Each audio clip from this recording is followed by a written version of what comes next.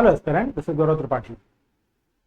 Examination में सफलता के लिए इंपॉर्टेंट है कि आपका सिलेबस आपको बहुत कंठस्थ हो, सिलेबस के ईच कोर्स एंड नॉर्म्स आपको पता हो, क्योंकि अगर हमें यह पता है कि what we have to study, तो आपका जो रास्ता है सक्सेस का वो इजी हो जाता है। सक्सेस और सक्सेसफुल ना होना, दोनों के बीच में जो ब्रिज है वो होता है आपका डेडिकेशन, आपकी रेगुलरिटी और सिलेबस में अच्छी पकड़। तो पहले सिलेबस को ध्यान से देखते हैं, क्योंकि जो सिलेबस एनटीए ने अपनी वेबसाइट पे अपलोड किया हुआ है वो पैराग्राफ फॉर्म में लिखा हुआ है, और अगर हम हिंदी और इंग्लिश दोनों में अलग अलग जाते हैं तो उन दोनों को समझ पाना थोड़ा सा मुश्किल हो जाता है। That's why I am going to present you the syllabus and the course of the syllabus। एक तो हेडिंग होगी, बीच में उसमें और आपको क्या पढ़ना होता है वो भी हम डिस्कस करेंगे। स्टार्ट करते हैं। पहला सेक्शन है जियोमॉर्फोलॉजी, जो 10 यूनिट्स हैं उससे पहला सेक्शन जियोमॉर्फोलॉजी। और जियोमॉर्फोलॉजी में जितने भी सेक्शंस दिए हुए हैं, जितने भी चैप्टर्स दिए हुए हैं आपकी सिलेबस में, वो चैप्टर्स और चैप्टर्स के अंदर क्या पढ़ना है वो भी डिस्कस करेंगे। Let's start. पहला है जियोमॉर्फोलॉजी यानी भूआकृति विज्ञान, और पहला चैप्टर जो है वो है कॉन्टिनेंटल ड्रिफ्ट, महाद्वीपीय प्रवाह।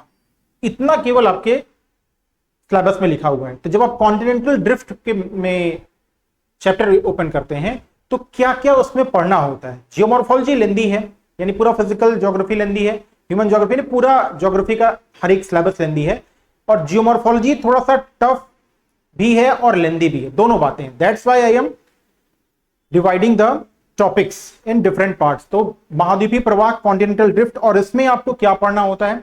इसमें आपको पढ़ना होता है जल और स्थल का वितरण,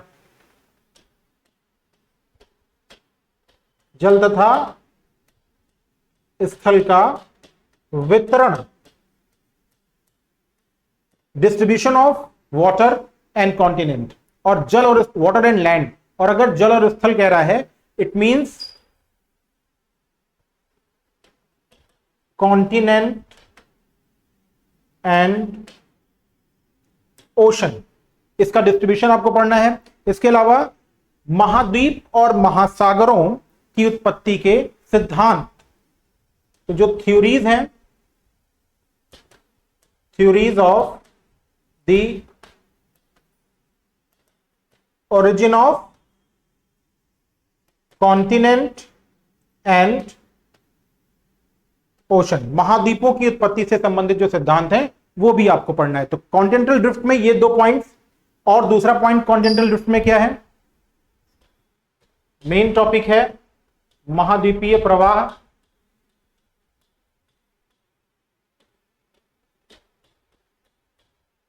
जिसे हम कॉन्टिनेंटल ड्रिफ्ट कहते हैं।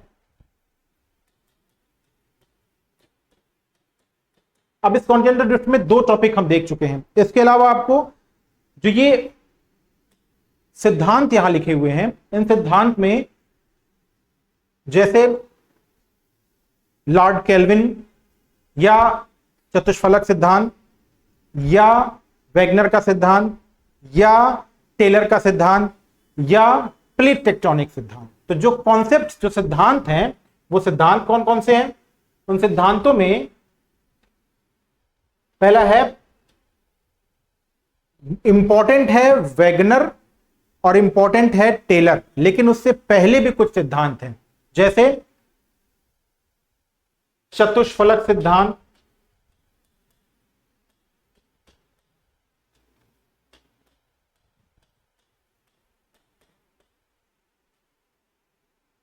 जैसे लॉर्ड केल्विन का मत या लॉर्ड केल्विन का सिद्धांत, लॉर्ड केल्विन, फिर वैगनर, फिर टेलर। पहले टेलर है फिर वैगनर है, लेकिन मैं लिख दे रहा हूं वैगनर, और मॉडर्न मोस्ट प्लेट विवर्तन की प्लेट विवर्तन सिद्धांत। ये इंपॉर्टेंट कॉन्सेप्ट और थ्योरीज हैं जो आपको पढ़नी है। इसके अलावा इसमें एक और पॉइंट है, सी फ्लोर स्प्रेडिंग, सागर नितल प्रसरण। सी फ्लोर स्प्रेडिंग, सागर नितल प्रसरण। फिर महाद्वीपीय विस्थापन, यानी कॉन्टिनेंटल ड्रिफ्ट या महाद्वीपीय विस्थापन।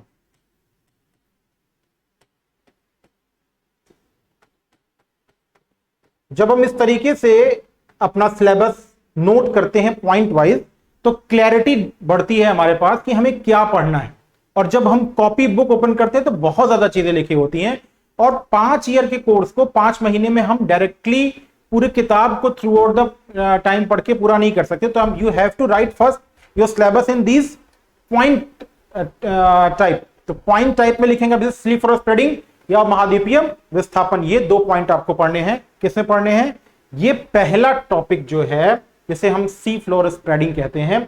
और इसी सी फ्लोर स्प्रेडिंग वाले चैप्टर में, इसी सी फ्लोर स्प्रेडिंग वाले चैप्टर में एक इंपॉर्टेंट और हिडन टॉपिक जिसे हम कहते हैं, जो आपको दिखेगा नहीं, वो आपको इसके पहले ही पढ़ना है। वो क्या पढ़ना है?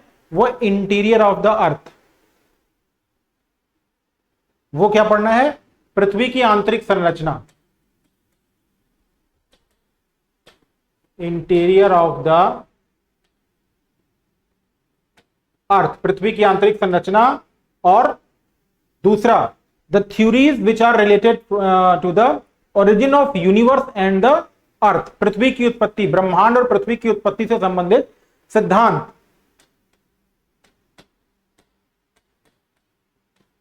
ब्रह्मांड तथा पृथ्वी की उत्पत्ति से संबंधित सिद्धांत। वैसे तो ये जो टॉपिक है इंटीरियर ऑफ द अर्थ और ब्रह्मांड की उत्पत्ति संबंधित, ये दिया नहीं है, लेकिन कभी भी क्वेश्चन इनसे पूछे जा सकते हैं। दैट्स वाई इन्हें भी पढ़ के हमें आगे बढ़ना है। चलिए, नेक्स्ट टॉपिक है पृथ्वी की पपड़ी के टुकड़ों की गति और उनके प्रभाव में, जिसे हम कहते हैं प्लेट टेक्टोनिक। प्लेट टेक्टोनिक यानी प्लेट टेक्टोनिक्स भी हमें पढ़ना है एक अलग से। तो इसमें क्या होगा, क्या पढ़ेंगे इसमें plate movement, plate movement causes impact, plate movement के कारण क्या है और उसका इंपैक्ट क्या होगा। इसके अलावा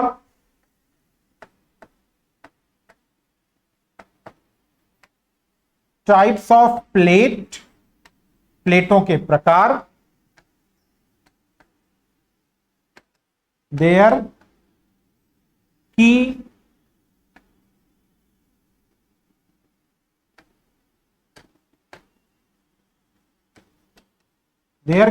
कैरेक्टरिस्टिक्स, प्लेटों के प्रकार और उनकी प्रमुख विशेषताएं।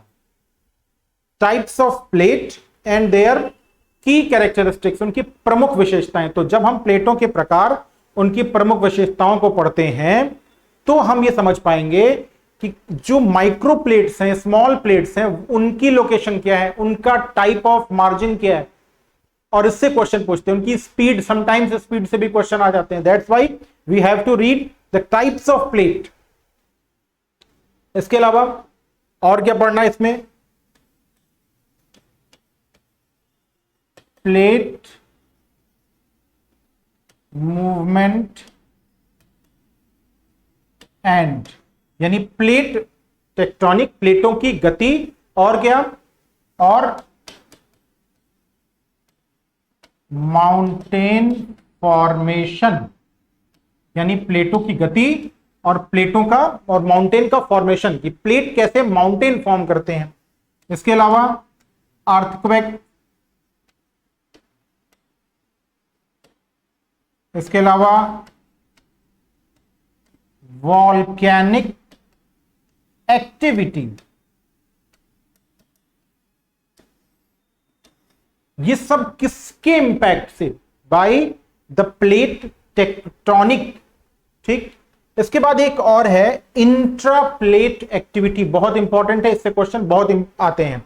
Intra plate movement, intra plate movement, ये तो इतने टॉपिक आपको पढ़ने हैं प्लेट टेक्टोनिक में। अक्सर हम प्लेट टेक्टोनिक, प्लेट मार्जिन के टाइप इतना ही पढ़ के खत्म कर देते हैं, बट ये इंपॉर्टेंट है। इसके अलावा प्लेट की करंट अफेयर्स में अगर किसी प्लेट के संबंध में कोई इंपॉर्टेंट बात जानी गई है, पब्लिश हुई है, तो आपको वो भी पढ़ना है। नेक्स्ट, फिर इंडोजेनिक एंड एक्सोजेनेटिक फोर्सेस, यानी पृथ्वी की आंतरिक और बाह्य बल। ठीक, अब इसमें पहला टॉपिक स्थल रूपों को प्रभावित करने वाले कारक, प्रभावित करने वाले कारक, यानी factors which effects the land forms. और कारक में जो हमारा इंडिकेशन है वो क्या है? वो फोर्सेस है, यानी बल, यानी स्थल रूपों को प्रभावित करने वाले बल, the forces which effect the land forms और द लैंड स्ट्रक्चर। अब ये लैंड फॉर्म या लैंड स्ट्रक्चर को प्रभावित करने वाले कारकों के दौरान क्या होता है आपको पढ़ना पड़ेगा। इसी में फोल्ड्स, फॉल्ट्स, यानी वलन और टेंशन। ठीक, और रिलेटेड टोपोग्राफीज, रिलेटेड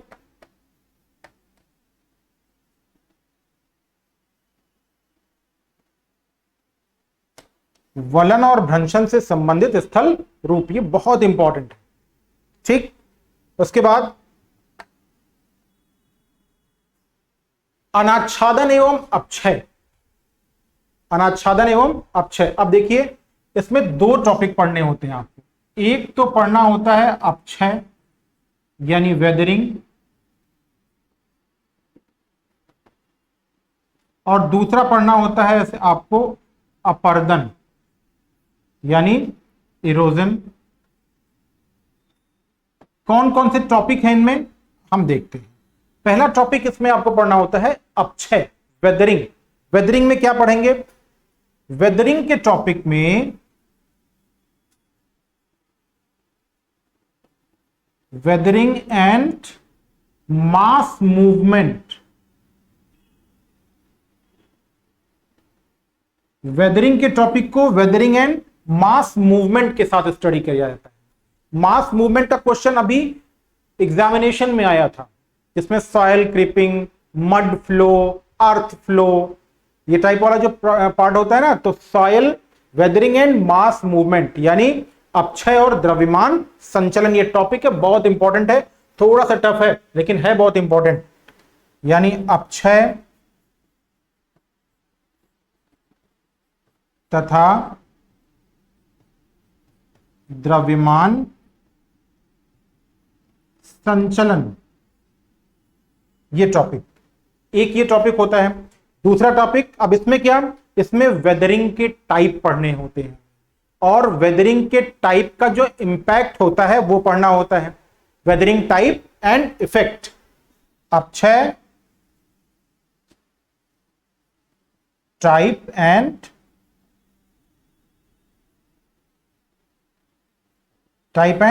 इफेक्ट, प्रकार और प्रभाव। ठीक है।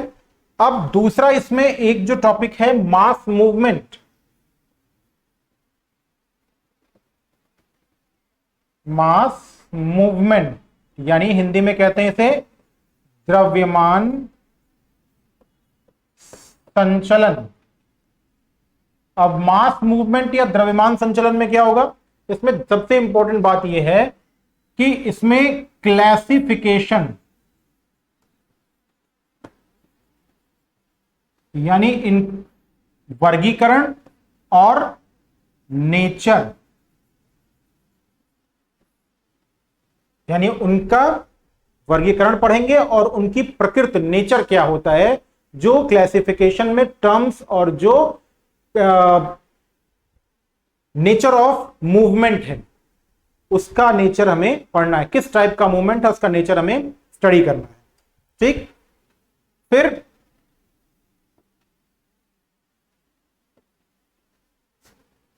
दूसरा इसमें स्लोप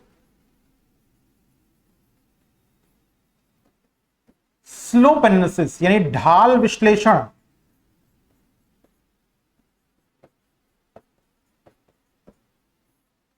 फिर इसी में अपर्दन चक्र,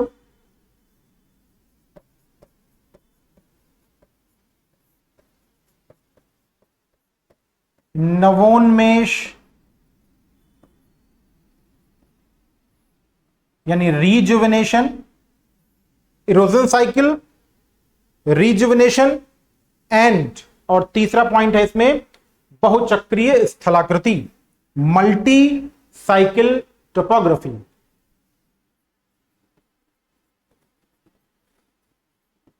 बहुचक्रीय स्थलाकृति, मल्टी साइकिल टोपोग्राफी या मल्टी साइकिल लैंडफॉर्म, और इसी में इंपॉर्टेंट है theory of Davis and Penck. Davis और पेंक भी आपको यही पढ़ना है। तो मल्टी, ये जितना पॉइंट्स में लिख रहा हूं ना, आपको प्रिपरेशन में सिर्फ वही पॉइंट खोलिए और उन्हीं को पढ़िए, पूरी किताब पलटने की लाइन बाय लाइन जरूरत नहीं है। ठीक है, फिर है भूआकृतिक चक्र, भूआकृतियों का विकास। अब देखिए इसमें डेविस और पेंक अलग से आपको पढ़ना है, डेविस एंड पेंक। ठीक है, भूआकृतियों का विकास, इसमें डेविस और पेंक यही केवल आपके सिलेबस में है और डायरेक्ट लिख दिया उसने। फिर अब देखिए ढाल विकास सिद्धांत, अलग से उसने पूछा है कि ढाल विकास सिद्धांत, लेकिन ढाल विकास के सिद्धांत में पढ़ेंगे क्या आप? ढाल विकास के सिद्धांत में आप क्या क्या पढ़ेंगे? पहले पढ़ेंगे आप कि ढाल का जो थ्योरीज हैं, प्रोसेसेस हैं,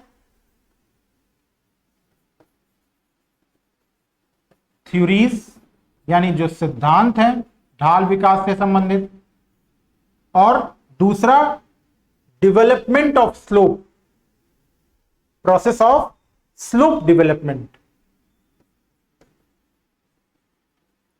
प्रोसेस ऑफ स्लोप डेवलपमेंट, यानी ढाल विकास का जो प्रोसेस है, प्रक्रिया है, आपको वो पढ़ना है। इसके अलावा एलिमेंट ऑफ स्लोप, बहुत इंपॉर्टेंट क्वेश्चन पूछा जा चुका है इससे, एलिमेंट ऑफ स्लोप, ढाल के तत्व, एलिमेंट ऑफ स्लोप बहुत इंपॉर्टेंट है, कई बार एग्जामिनेशन ने पूछा है।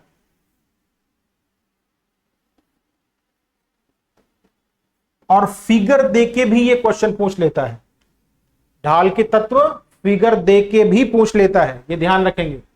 तो ढाल के तत्व, फिर टाइप, ढाल के तत्व में टाइप भी है, थ्योरी भी है। थ्योरीज में जैसे स्ट्रॉलर है, किंग है,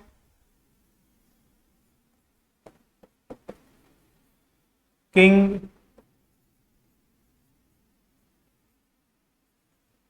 स्ट्रॉलर,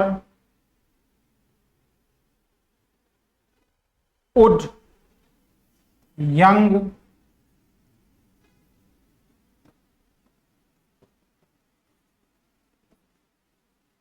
इनकी थ्योरीज हैं, वो भी आपको स्टडी करनी है।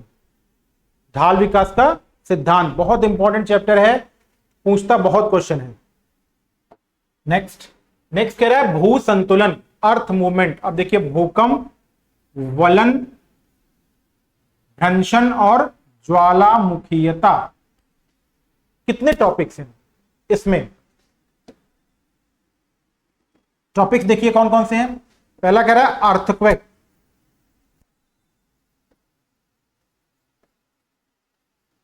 अर्थक्वेक। जब अर्थक्वेक पढ़ेंगे ना तो इसी समय पढ़ लीजिएगा एक चीज और, क्या? इंटीरियर ऑफ अर्थ, ठीक। फिर दूसरा वलन और भ्रंशन आप पहले पढ़ चुके हैं वहां पर, यहां पे फिर से वलन और भ्रंशन आप पढ़ लीजिएगा। Folds, warps, faults and associated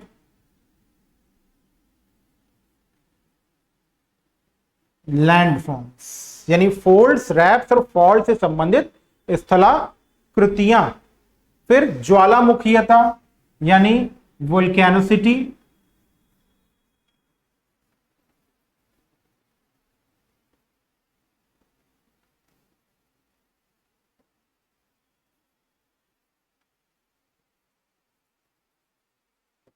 volcanic activity, ज्वालामुखी क्रिया। अब ज्वालामुखी क्रिया में क्या क्या है इंपॉर्टेंट है? पहला तो टाइप यानी ज्वालामुखी के प्रकार, दूसरा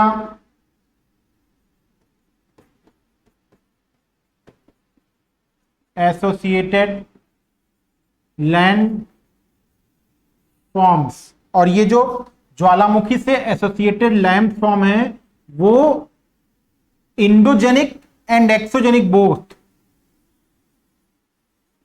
endogenic end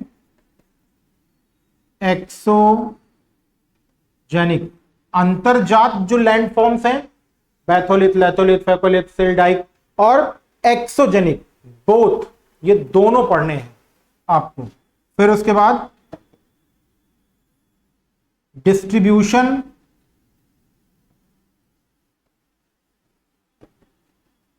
of volcano and belts, यानी जो वॉल्केनो का डिस्ट्रीब्यूशन है, मैच वर्ड में आता है ना कौन सा वॉल्केनो कहां पे है, तो एक तो हो गया कौन सा वॉल्केनो कहां पे, आसान वाला, लेकिन उनकी बेल्ट्स के साथ उनका डिस्ट्रीब्यूशन ये बहुत इंपॉर्टेंट है। तो ये भी आपको कहां पढ़ना है, वो इसी चैप्टर में जिसे हम कहते हैं भू संतुलन यानी अर्थ मूवमेंट।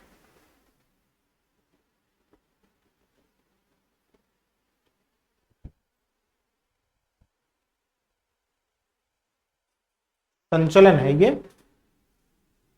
ये संचलन होना चाहिए।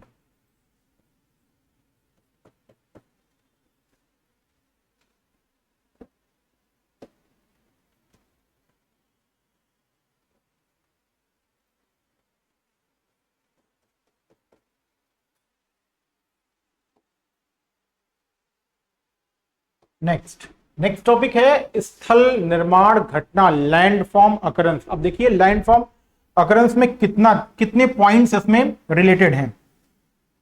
ये लैंडफॉर्म अकरेंस में आता कौन है? इसमें आता है एक्सोजेनिक एजेंट्स ऑफ फोर्सेस, यानी एक्सोजेनिक एजेंट्स ऑफ फोर्सेस, बल के बहिर यानी बाहर मतलब धरातल के बाहर लगने वाले बल के जो एजेंट्स हैं, कारक हैं। तो कौन कौन से एजेंट्स और कारक बाहर से आते हैं, बाहर लगने वाले हैं? उसमें कैसा है? वाटर, अब वाटर में दो है, एक है फ्लोइंग वाटर जिसे हम कहते हैं रिवर वाटर, ये भी एक लैंड फॉर्म डेवलप करता है। दूसरा है अंडरग्राउंड वाटर, ठीक है, या ग्राउंड वाटर जैसे हम कहते हैं, जिसे हम ग्राउंड वाटर कहते हैं।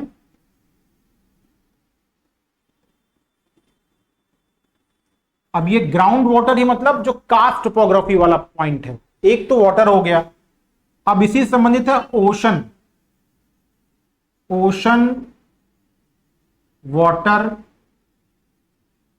मूवमेंट, यानी सागरीय जल की movement and associated landforms.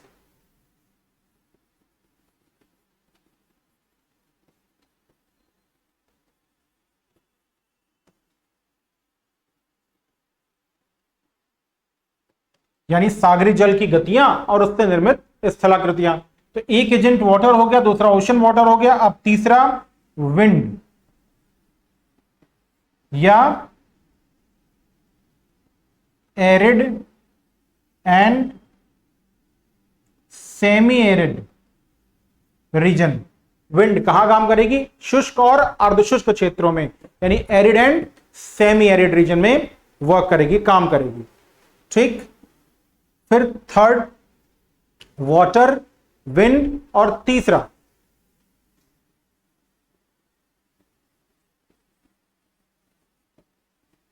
Glacier यानी हिमनद। तो कोल्ड रीजन में ग्लेशियर भी क्या है? एक बहुत इंपॉर्टेंट पार्ट है। तो water, ocean water, wind, glacier and pre glacier.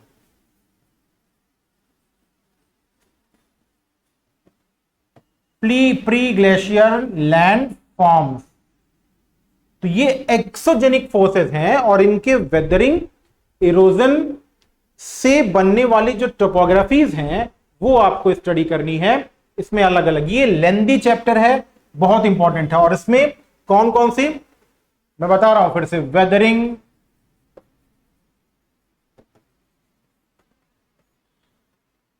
Erosion, deposition,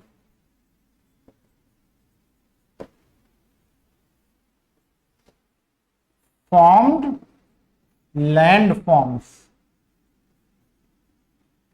यानी इनसे संबंधित स्थलाकृतियां। वेदरिंग है, इरोजन और डिपोजिशन से रिलेटेड टोपोग्राफीज, ये आपको पढ़ना। ये सबसे लेंदी चैप्टर है और बहुत इंपॉर्टेंट भी है।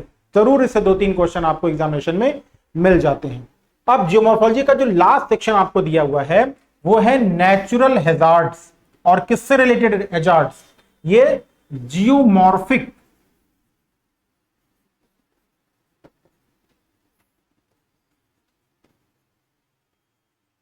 अब जियोमॉर्फिक हैजार्ड्स में बेसिकली आपने पहले क्या पढ़ा था? जैसे लैंड स्लाइड, ये क्या है? ये जियोमॉर्फिक हैजार्ड है, ठीक है। किसी प्लेस पर वॉल्केनिक इरप्शन,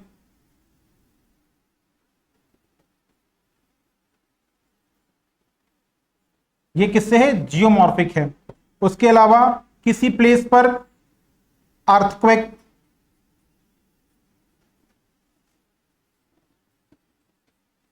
ये सब क्या है? ये सब जियोमॉर्फिक हैजार्ड्स हैं, उनके इंपैक्ट्स और उनका नेचर। तो भूआकृतिक संकट जो है, अब इसी में